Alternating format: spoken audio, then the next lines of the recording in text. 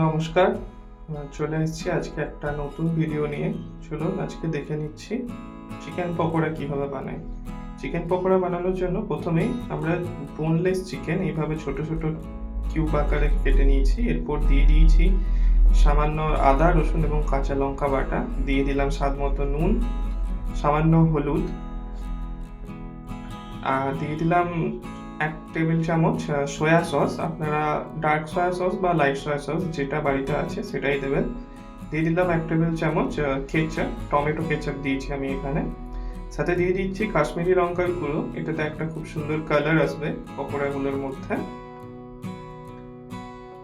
এবার এই সমস্ত জিনিসগুলোকে খুব ভালোভাবে আমি চিকেনের সাথে মিশিয়ে পরে ম্যারিনেট করতে রাখবো।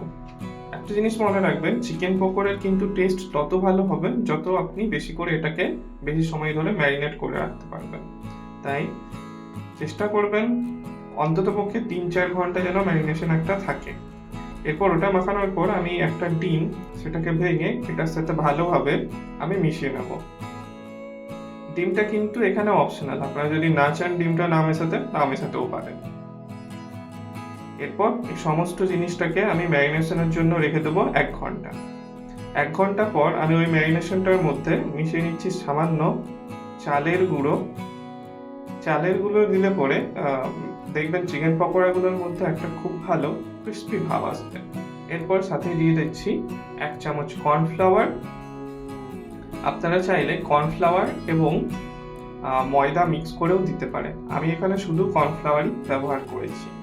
আপনারা পরিমাণ মতো কর্নফ্লাওয়ার মিশিয়ে নেবেন। আমার মনে হয়েছিল 1 চামচ দেওয়ার পরেও যে আরেকটু কর্নফ্লাওয়ার দিতে হবে, তাই আমি সামান্য আরেকটু কর্নফ্লাওয়ার দিয়ে দিয়েছিলাম।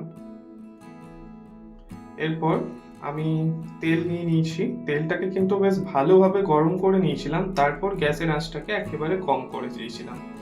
সেই কম আঁচের মধ্যেই আমি এক একটা করে পকোড়া এখানে ছেড়ে দিলাম।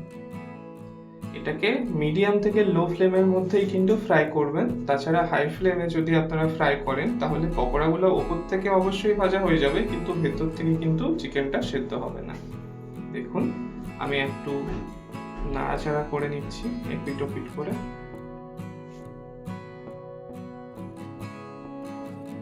এরপর এই অবস্থায় ভাজা হয়ে গেলে পরে আমরা পকোড়াগুলোকে তুলে নিলাম।